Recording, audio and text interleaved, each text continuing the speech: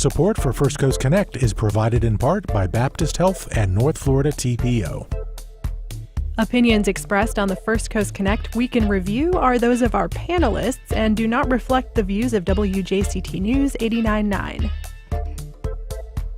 From a bellicose Pam Bondi to more state pressure on the mayor, it's time for our Friday News Roundtable. I'm Ann Schindler, and this is First Coast Connect. Thanks so much for joining us this morning. Among the topics we'll be discussing, 2 Duval union leaders are sentenced to prison. The state bears down on the city's Hispanic outreach coordinator. A historically black university tells students not to use the word black. A panhandling lawsuit will cost taxpayers plenty in St. Johns County.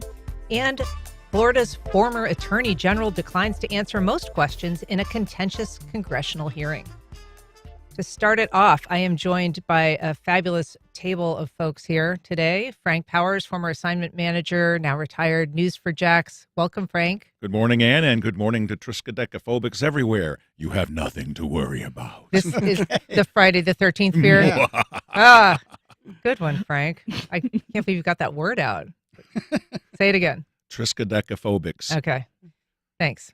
We're also joined by longtime political consultant, former reporter John Daigle. Thanks for being here, John. Thanks, Ann. Good morning. We are here with author Nikisha Williams, former TV producer, current author of The 7 Daughters of Dupree. Thanks for being here, Nikisha. Thanks for having me. Good morning. And Metro reporter at the Florida Times-Union, David Bauerlein. Good morning, David. Good morning, everybody. So I've got to start here with some state subpoenas over immigration enforcement in Jacksonville. This is coming from the current Attorney General, James Uthmeier, of perhaps a growing pressure campaign or a continuing pressure campaign, Frank, on the mayor of Jacksonville. You think? You got to play that a little louder in the microphone, I think. All right, let's try it again. I had to find this. Yeah, round 3. Yeah. Ding, ding, ding. Ding, ding, ding. Well, he's going after perceived breaking of the law by the city's Hispanic affairs coordinator, who, when she found out that ICE was in town, she put out a message on the city's or her city's website saying they're out here. She even mentioned a few places where they might be found and said repeatedly, if you're pulled over, comply. Now, the AG contends this is potentially impeding immigration efforts, and that's why he's fired off all these subpoenas. Think about this. Police agencies everywhere, when they have a DUI roadblock or checkpoint, they say where it's going to be and where it's going to be and when. Is that impeding? Does that mean they're breaking the law? It's a fishing expedition. It is a question. I mean, certainly people have said, David Bauerlein, people flick their lights when there's cops ahead. Is this different? But also, this is not the first entanglement that this administration has had with the Attorney General's office. He recently investigated her over this gun registry that was ultimately determined was not to be, the fault of anyone except sort of a middle manager at one of the city buildings. But that issue was prominent for a while. He's been critical of her recently attending an event at the Ramallah Club in Jacksonville because there was a keffiyeh hanging on the podium there, which she sort of linked her to terrorism. So what's going on here with the AG and the mayor's office? Yeah, there's definitely a pressure campaign. That might be a good way to describe it. Certainly, he has put a lot of attention on the Jacksonville mayor's office. So the one about the gun registry, that was one where the state attorney's office investigated and determined there's no criminal charges. But now the question is whether the state attorney general can find whether there's any kind of civil action that would be kind of a fine or a penalty against the city. So he has said he's going to investigate that, and we don't know yet what the results are yet of what that'll be. And then the one where the mayor was at the Ramallah Club, and there was a Palestinian flag and how do you pronounce it? Keffiyeh on the podium. And so the communications director of the state attorney general's office said, here's what she's posting on Holocaust Memorial Day. And so I think first of all, it's been a very aggressive posture that the state attorney general has had in general on sort of enforcing local governments to comply, help, assist with the actions of ICE in enforcing federal immigration law. This, I think, is the first time where he's actually moved, though, into a sort of a criminal type investigation. I'm not sure this has been done anywhere in the country where someone's been investigated criminally, not for basically sending out information to people about what they can do if they're stopped, what your rights might be, kind of a know your rights message, hey, ICE is in town, so you might want to stay home instead of going out because they're making traffic stops. There is this thing in state law that says all local government officials must make best efforts to help with federal immigration enforcement. I read through the subpoena, and a lot would depend, obviously, on what they get in terms of the records that they're seeking, but certainly does open a new phase in how the state enforces this law or tries to enforce the law, and also, it definitely, you can definitely say that the state attorney general and the state governor have both been paying a lot of attention to the mayor's office in Jacksonville lately. Nikisha, it's unusual for a prosecutor to sort of preemptively announce a subpoena. Those are usually secret. I mean, defendants will receive them. They can disclose that they've received one, but it's not typically done proactively. And, usually a prosecutor doesn't announce something that could become a criminal investigation absent any evidence, which is sort of what he tweeted here.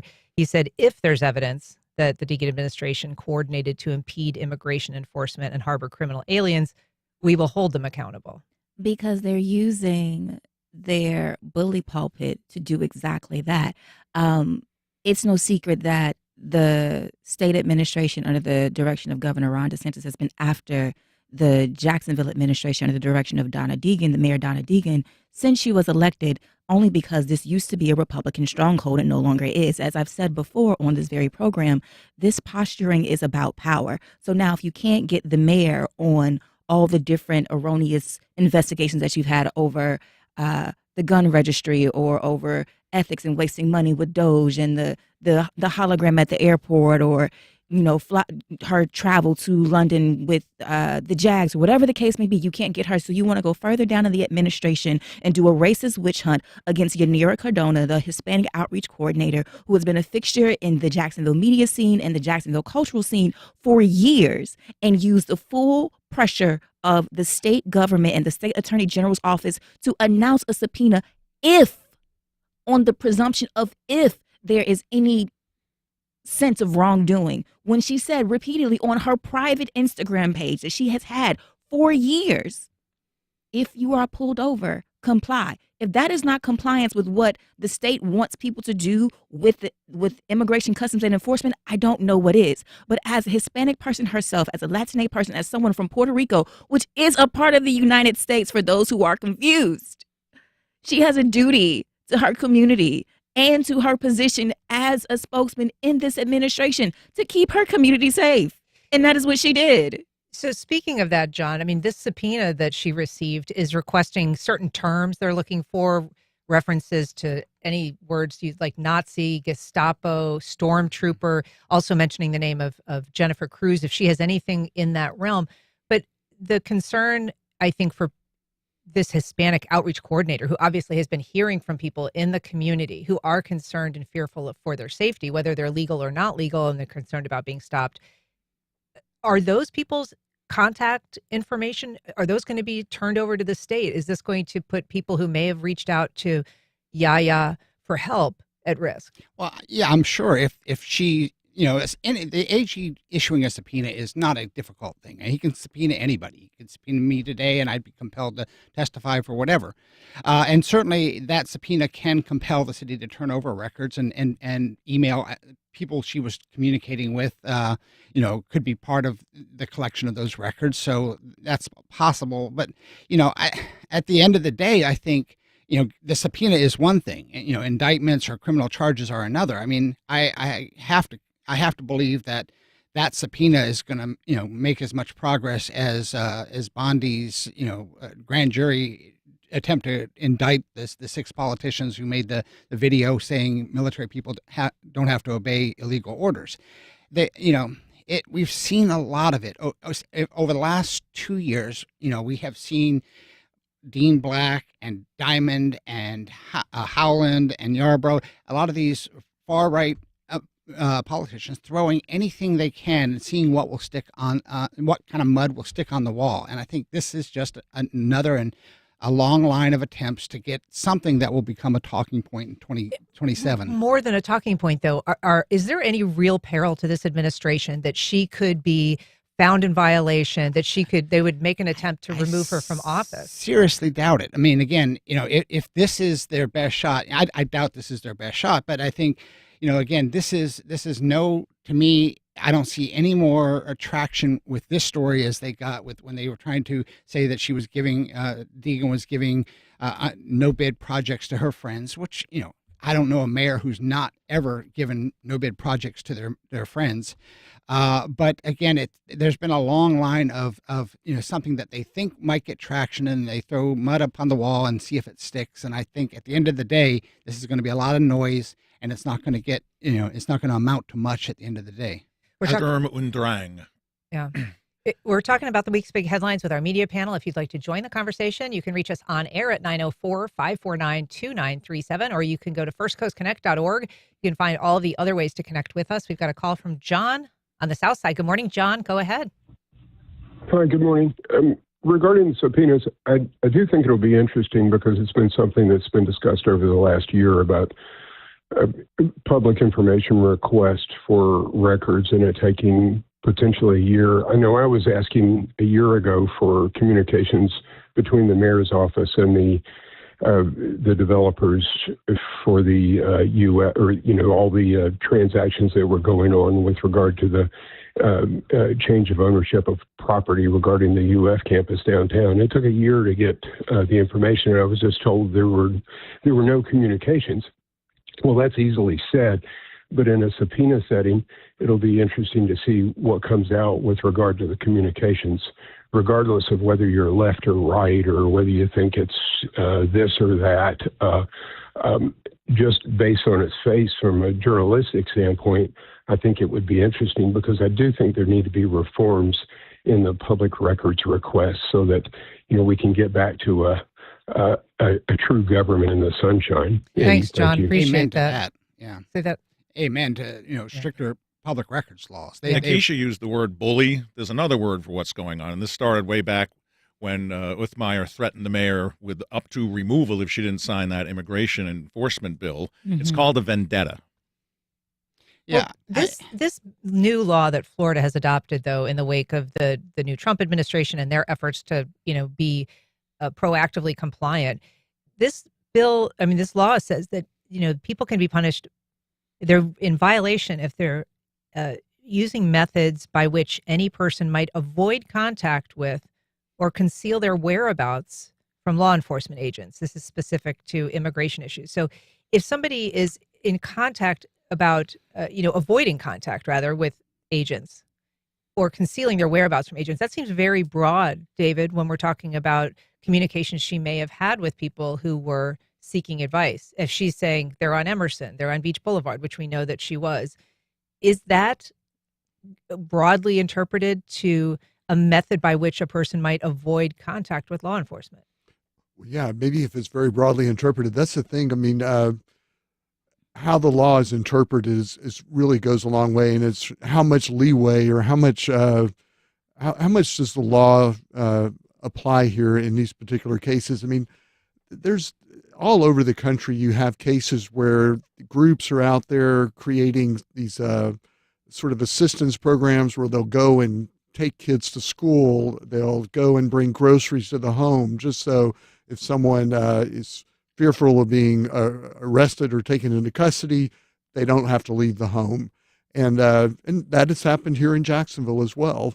And so I guess, is it if a city official is in contact with one of those groups or refers people to one of those groups, does that mean that they are violating the state law by impeding or interfering with the immigration enforcement? A lot of it depends on how that's interpreted, number one, by the state attorney general, and number two, by the courts in terms of how it would go. it's just such an open phrase, making their best efforts to help. And if you do anything, where does that line stop in terms of it? Frank was mentioning the legislation where Deegan decided not to veto legislation that would add a new law locally for immigration law. And there was a lot of talk at the time that if she were to veto it, that might trigger a reaction from Tallahassee where the governor would suspend her, saying you are basically, undermining efforts to enforce immigration law. We've got a call from Chad on the South Bank. Chad, go ahead, please. Hey, actually, I want to talk about something else because I did talk to Yaya right after this happened. But now you brought up something, the interpretation, because if I'm driving down the road and I get all of a sudden from Google or whoever I have on my system here, they say police action up ahead on the I-95, for example. Is that hindering their action? I don't know about that. I mean, and then every time you say there's a cop in the corner, be careful, is that also hindering the action? But anyway, what I'm calling about is this. When all this happened, I sent a text message to Yaya, who I've known for many years, who's a wonderful person who really helps the community in many different ways, and not just Hispanics. But I sent her a message saying, hey, I'm with you. We all support you. We know you're doing the right thing. Okay. Does that mean that my text message is also under investigation? Does this expand in this way? Thanks, Chad. I mean, it sounds to me from the language of the subpoena that would be not necessarily every single communication that she's received, but those that would have to do with these terms, or specifically with trying to avoid contact. But with they law don't know what they're enforcement. looking for, so they're going to look through everything. So yes, his text message might be under investigation. Yeah. Sorry, Chad. And it assumes that the real purpose of this whole thing was more than just the press conference that Othmeyer held. I mean, a lot of times I think that the whole idea was hold the press conference, get the headlines, get a nice story in Florida Voice blog, and then what happens after that is not really the point. All right. Well, I do want to move on because we've got so much news to cover today. If you're just joining us, we're talking about the week's headlines. You can reach us at 904-549-2937. In just a few minutes, we'll get to Florida's former AG Pam Bondi's performance on Capitol Hill. But first, I want to turn to the prison sentences for two of the highest-ranking folks, the two highest-ranking folks at the Duval Teachers Union, now headed to prison. So, Frank, this story is a long time coming. This began with a 2023 raid. I remember that morning well, right around the corner from Channel 4. When the FBI agents were carting out boxes, and we were going, DTU? What's going on there? And of course, it took years and years before, 2 years, I think, almost, before the indictments came down. Terry Brady was just not active in the union, but she was very accessible, I would say, to media, to comment on ongoing education issues. And then all of a sudden, she just stopped. And this was before the raid, I guess, before. Yeah, now we know why she did. I remember talking to Jim Pickus. Have you heard from Terry Brady lately? No, we keep trying to get her, but has her number changed? It was such a sad betrayal, and that's what it was. It's these things of long-time white-collar fraud. It's when trust is overwhelmed by greed and a sense that I can get away with this. Yeah, I mean, these are two women of sort of advanced age. Ruby George is 82. She's in poor health. Terry Brady's 70. That they've got, Terry got 27 months in prison. It is quite a change from sort of the positions that they held of trust for so long, but they basically ended up pleading guilty to taking more than $2 million, $2.6 million from the union. Yeah, I mean, and Terry, I worked with Terry for many years as a reporter and as a political consultant. And I mean, it's well known Terry was an old school transactional kind of political figure. I mean, most people who work in politics in Jacksonville, at least formerly, I don't know if it still goes on, but there were certain endorsements that were, you had to pay for. And I'm not saying that every endorsement by the teachers union was paid for, but there is pretty common knowledge that there were ways to get endorsements. So Terry was that old school kind of transactional politician. I think what gets me about this is what Frank said.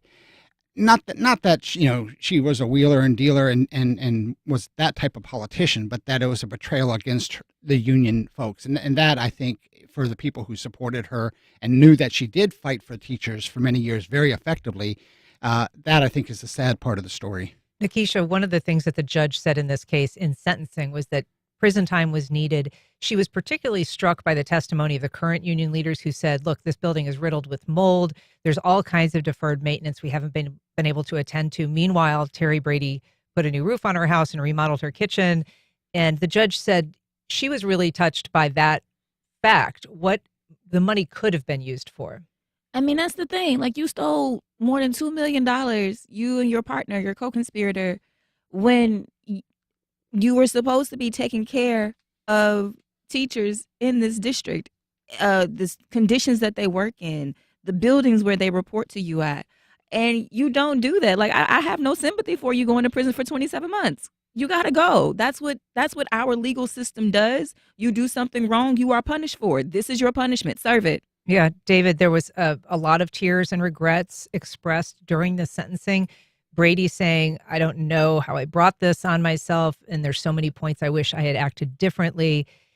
She asked for mercy. Ruby George saying that I don't know how I gave up the right for the wrong. I'm in no way trying to justify my actions, but she said, how did I get here?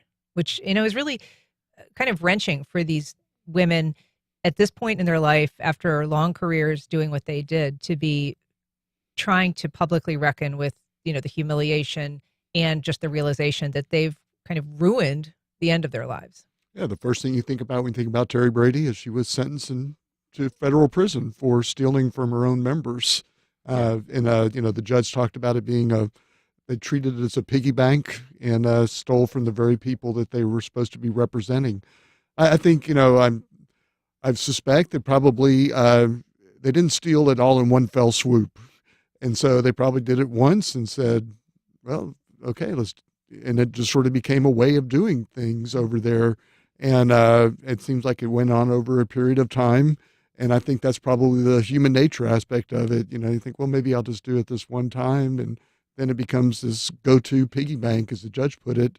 And it ruined I understand there was a lot of talk about all the good that Terry Brady did, and certainly probably has done over her career. But without a doubt, this is how she's remembered now in terms of whatever legacy has. There's a whole lot of sympathy for these two ladies, and we were just talking about Corinne Brown off air, and there was not the same sympathy for her when she was dragged in on charges of, taking money and doing what she was accused of doing. And we didn't have the same amount of sympathy for the Browns when they were dragged in. Jacksonville politicos are no stranger to corruption charges, to being taken up on the federal charges and gone to the federal court and sentenced. And we are having all of this sympathy for two women who I don't believe are sorry for what they did. They are sorry they got caught. Mm. And if we're going to make jokes about all the other politicos, a lot of them who have been African American, about what they did and how they failed their constituents, Terry and the other lady do not get my sympathy. Like, let's call a spade a spade. Yeah. Well, we should say, also high profile prosecutions of the folks at JEA. And, of these two, Ruby George is African American. Mm-hmm. Terry Brady is white, just for the record on that. We've got a call from Yasmina in Arlington. Go ahead, Yasmina. Hi, good morning. I wanted to go back to the criminal subpoena and just mention that this is a complete witch hunt against the Deegan administration and Yaya. As a minority woman who is both Black and Puerto Rican, I completely support Yaya's comments and how she wants to support the community. But I have grave concerns that the Attorney General is naming a parent in that public records request. We will continue to stand up for students and families who are scared to go get groceries from their grocery store, who are scared to take their children to school, and it just is what it is. All right, Yasmina, thanks so much for calling in. We welcome your calls and comments as well. You can reach us through firstcoastconnect.org. You can reach us on air at 904-549-2937. I do want to move on now to a topic out of Tallahassee, but there's a lot of rattlers in this town, and I think it's a story that has some resonance throughout Florida. This is FAMU, a historically Black university in Tallahassee, made the decision to ban the word Black in a Black History Month flyer. Later said that was a mistake, but this is obviously a big story, one that's gotten national attention in no small part, Nikisha, because because of Florida's, what some consider kind of a war on DEI. What's going on here? Was the school just confused? This was not the only word that they initially told law students at that school that they could not use. They said black, also the word women, also the word affirmative action. So the precedent goes back to a law that has been on the books in Florida for, I believe, the last 12 years, saying that, certain words cannot be used because it contributes to DEI, and Florida is not a place where DEI exists anymore, right? And so at this historically black university, a member who's a third-year law student at FAMU's College of Law was trying to produce flyers for these different events to promote the Black Law Students Association during Black History Month. And as she was trying to produce the flyer, she was flagged by the administration at FAMU saying, well, you can't use these words in the flyer, black, affirmative action, women, because it's an affront to the law that is on the books.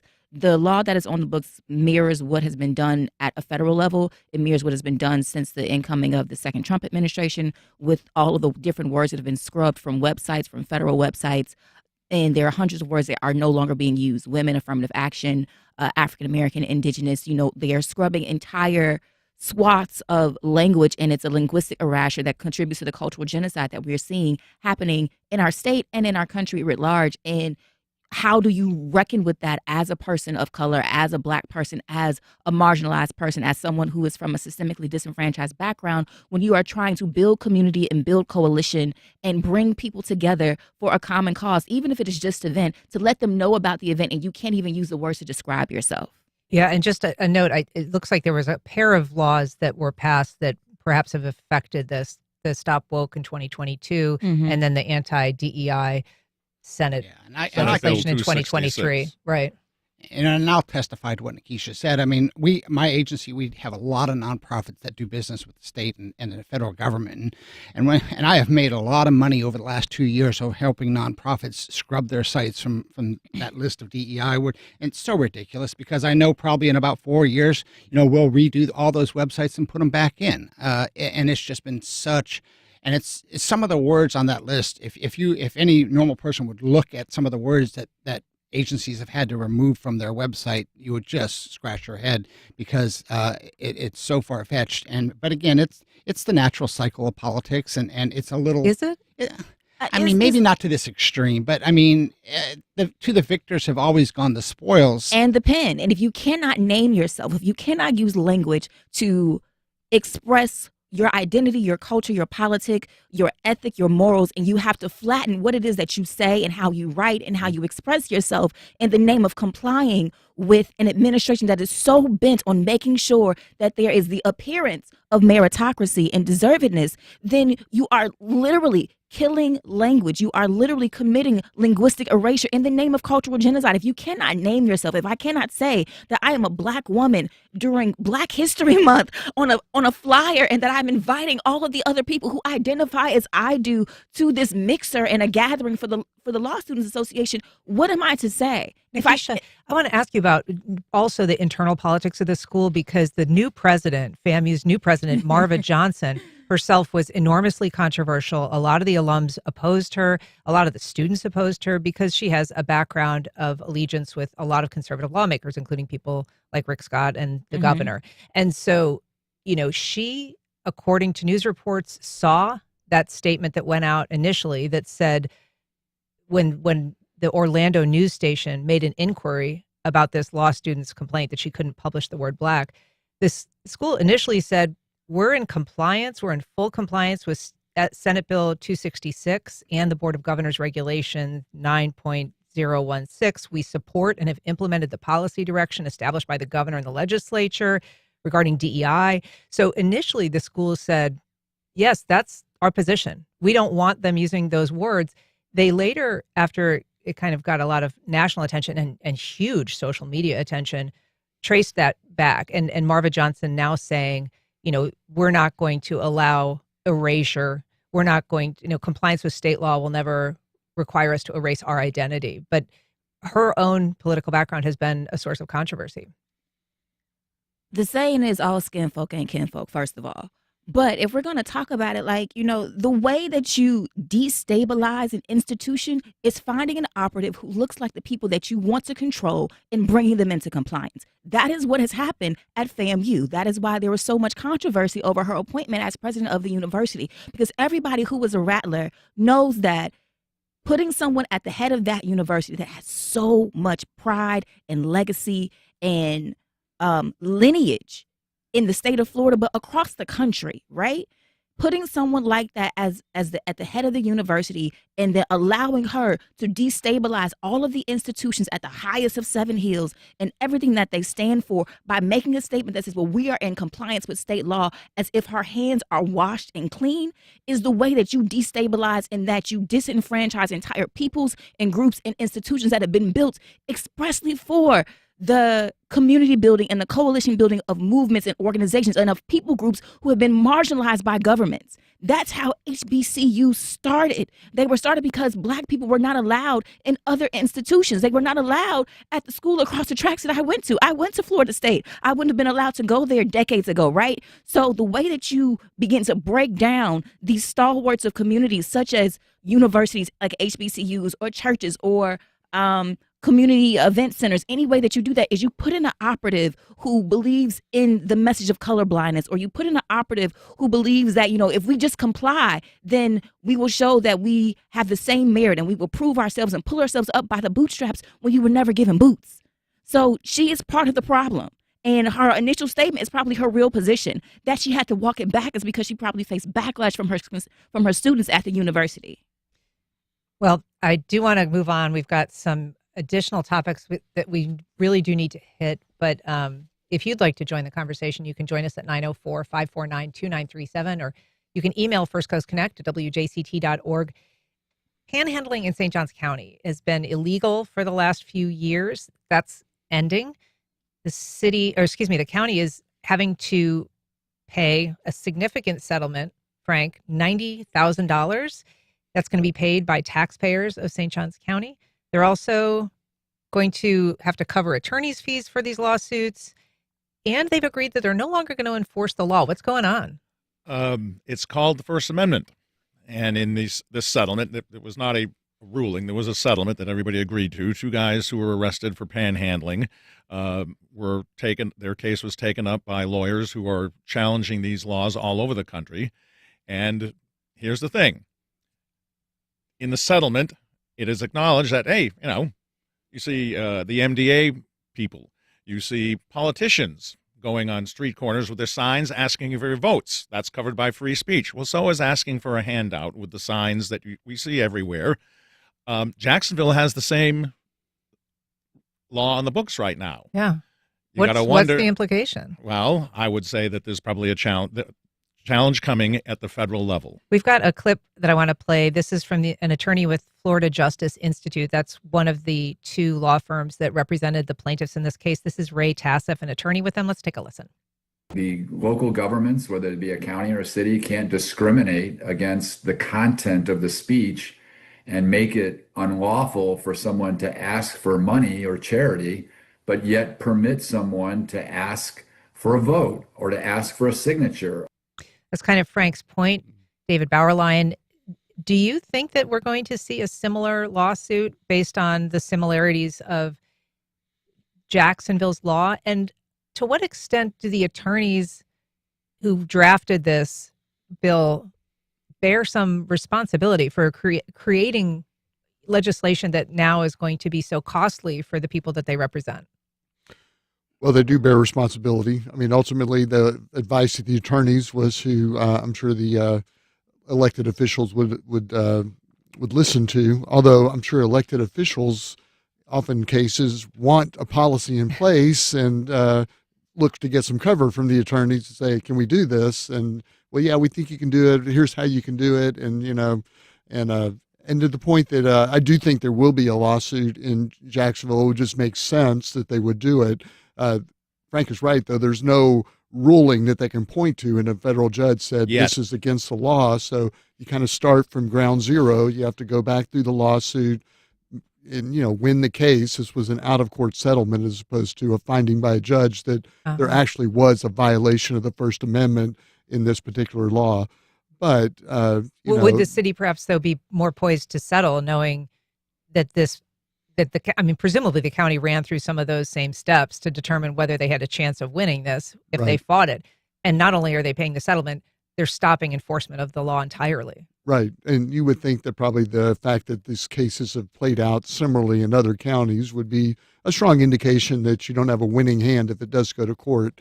On the other hand, there's deep pockets in city Jacksonville. You know, they may, if there is a lawsuit, they may decide to challenge it and appeal it, you know, and go the full measure on trying to uphold it. I mean, I think the justification, they would try and argue there's some public safety aspect to it that, Jacksonville has a large number of pedestrian deaths, a large number of automobile fatalities.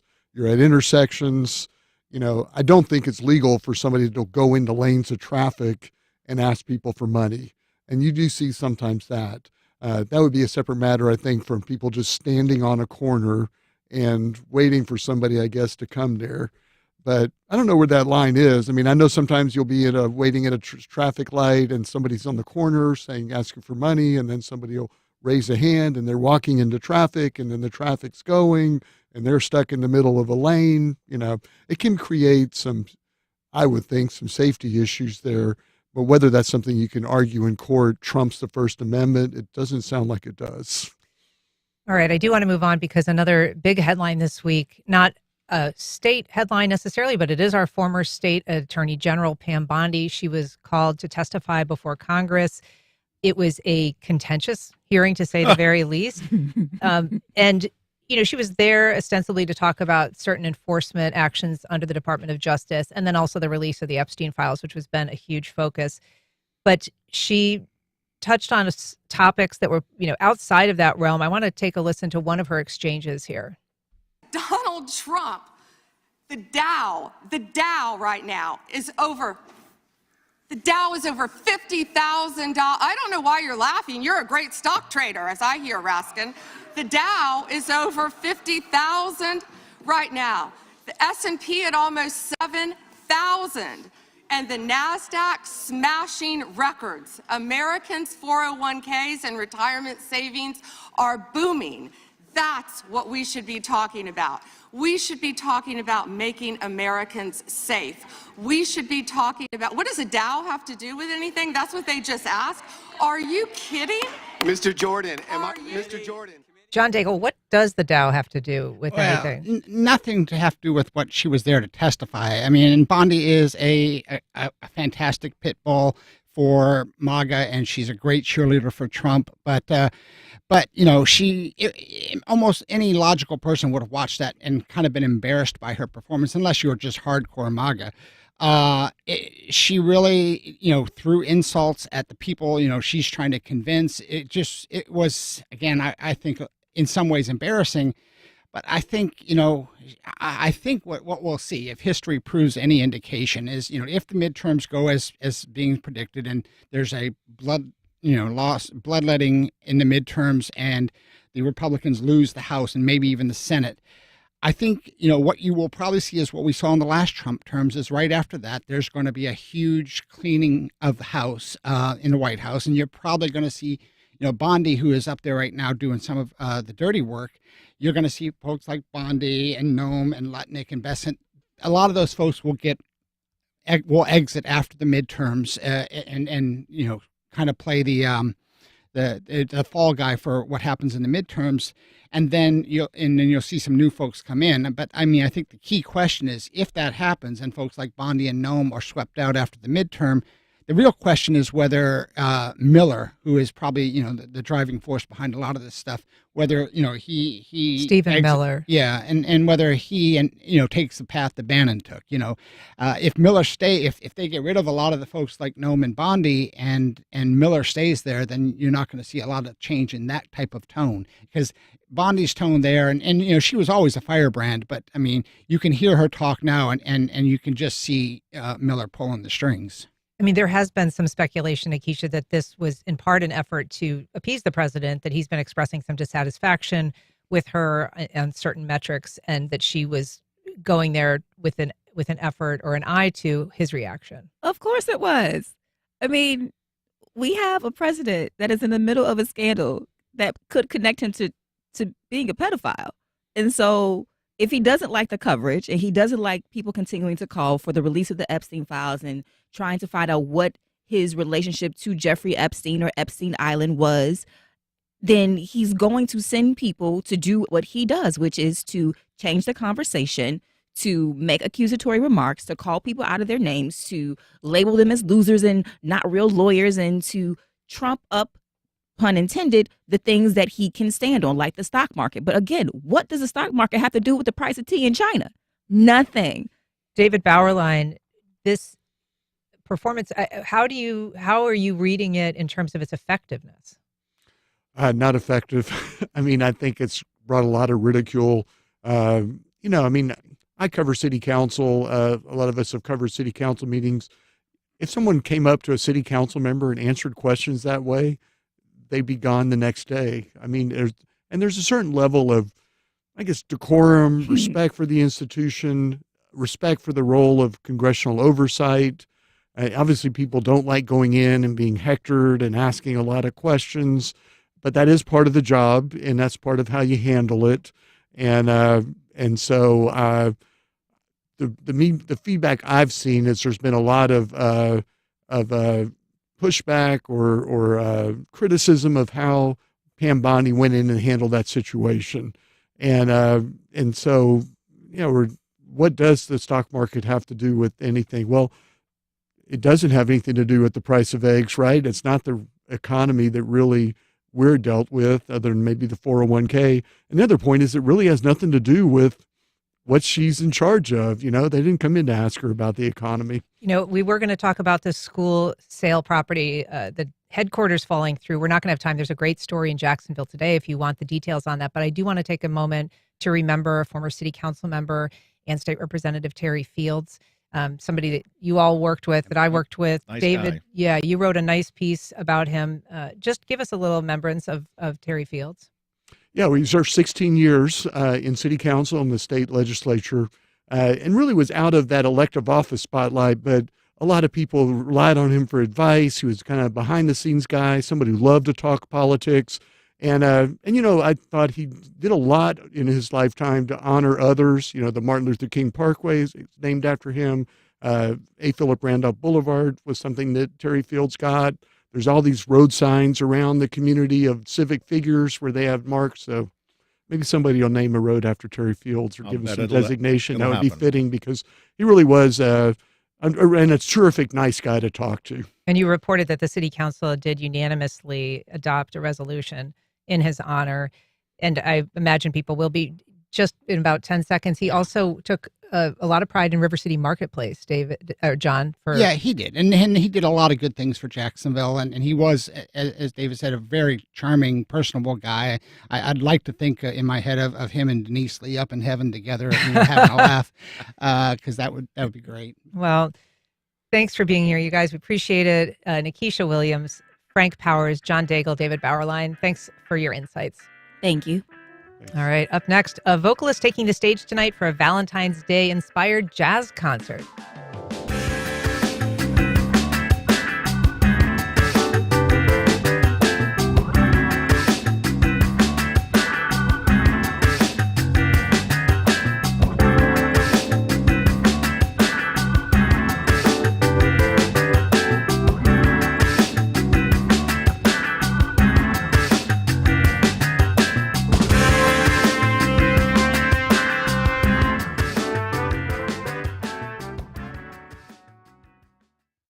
Congaree and Pen, dedicated to agriculture and culinary endeavors, offering field-to-fork dining and outdoor experiences on over 300 acres. Sip, dine, explore. Information at congareeandpen.com.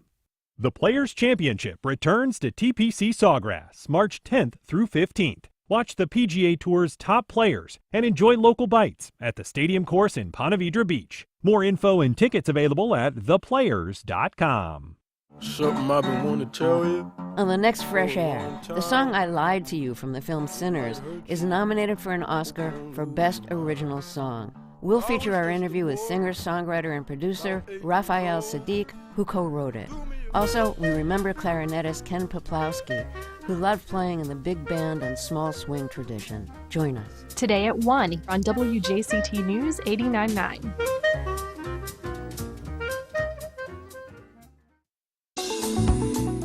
On the next Florida Roundup, the state's report on local government spending is out. The effort is supposed to focus on finding what it calls overspending, waste, fraud, and abuse. Critics say its conclusions are misleading and incomplete. So what do you know about how your tax dollars are spent in your community? Email us now, radio@thefloridaroundup.org. radio@thefloridaroundup.org. I'm Tom Hudson. Then join us Friday, noon until 1. Attorney General Pam Bondi goes on the offense as House members grill her over Epstein. On the Friday News Roundup, what lawmakers learned this week from the Epstein files. Also, is GOP support for President Trump showing some new cracks? And the EPA rolls back its finding that greenhouse gases threaten human health. We round up the news next time on 1A. Today, starting at 10 on WJCT News 89.9.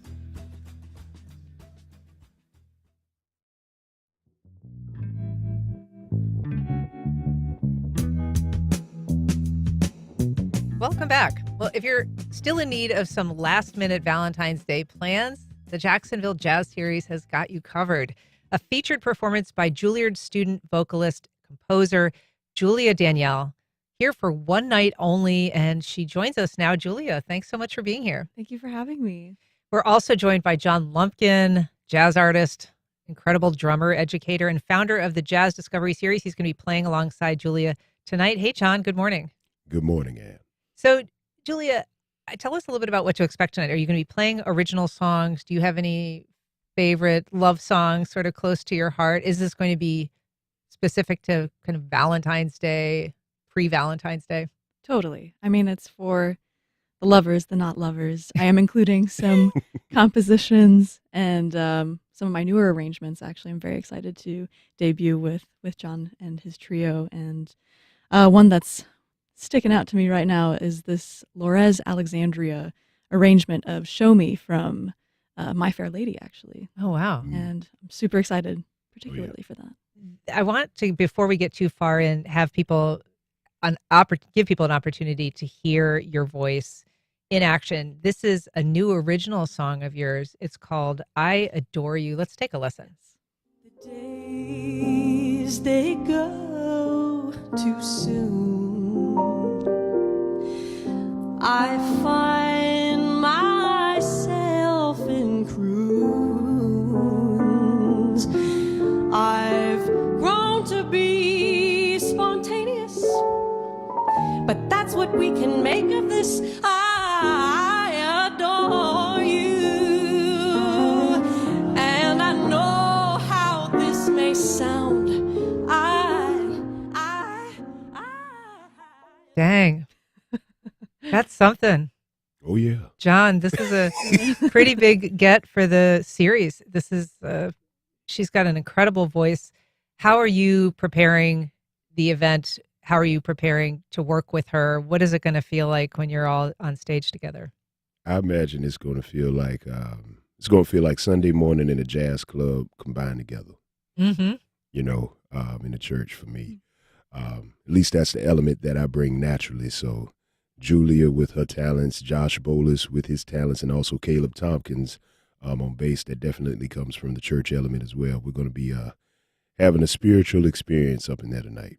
We should say the Jazz Discovery Series is mission-driven in terms of bringing jazz back to Jacksonville, keeping jazz artists in Jacksonville. Julia's, as we said, a student at Juilliard. She lives in New York, but it has become a platform for people to want to also come perform with the series because it is producing such consistent, great stuff. That it is, and it's something that we are charged to do, bringing jazz back to Jacksonville, as you said, and also being able to build a network here that's sustainable for the future to where artists like Julia would want to come back and, you know, possibly headline the Jacksonville Jazz Festival, you know, or perform at the Ritz or, you know, out of the Ponte Vedra Hall. Like, we're building the community here of the city. So you are currently pursuing your master's at Juilliard, and you are a very accomplished singer. You won the 2022 International Ella Fitzgerald Jazz Vocal Competition. Just pretty extraordinary. What is it like to be pursuing your master's, also touring? How do you balance all of that together?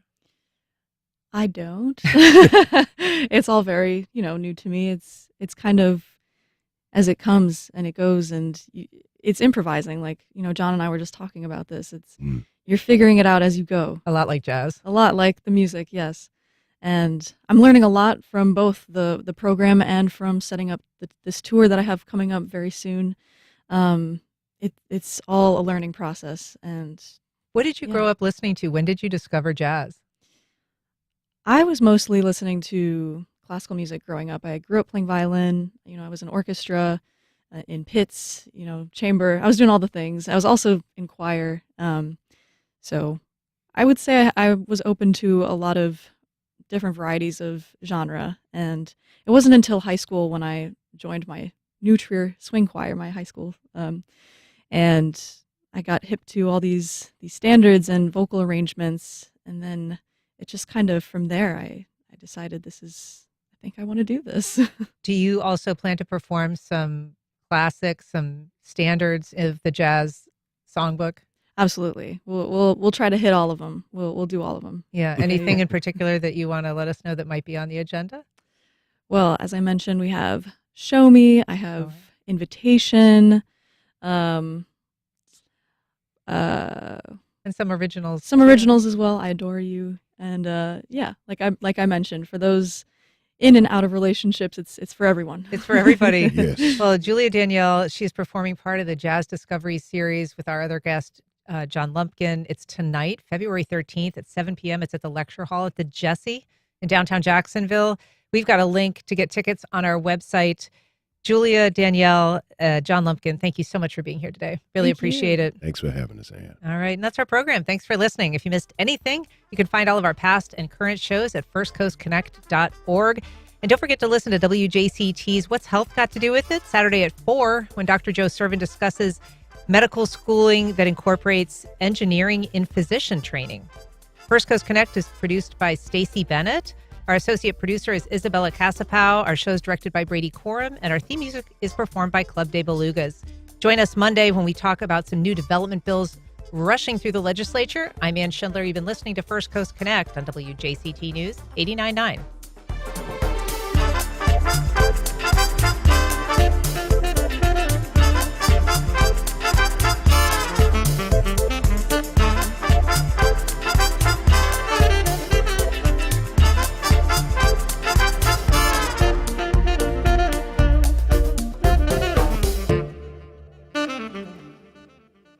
Support for First Coast Connect is provided by Baptist Health and the North Florida TPO.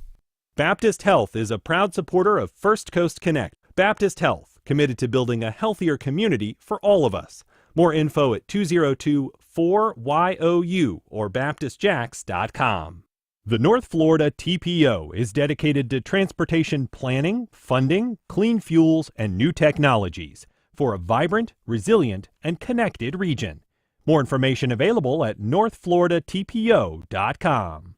Terrell Hogan Law. I'm Wayne Hogan. Highway, hospital, home, work.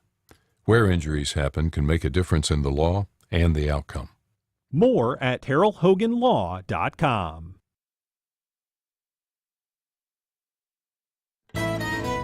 This is WJCT News 89.9 Jacksonville. Up next, national and local news from NPR and the WJCT News team.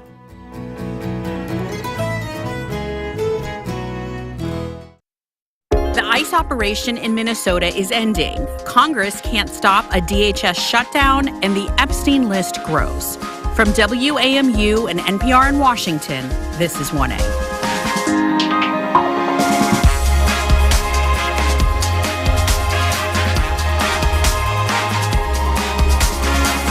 I'm Nyla Boodoo. Today on 1A's Friday News Roundup, how Minnesota picks up the pieces after ICE leaves town.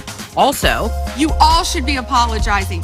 I am not going to have it. I'm not going to put up with it. Attorney General Pam Bondi hurls insults while defending how the DOJ handled the Epstein files as more names come to light.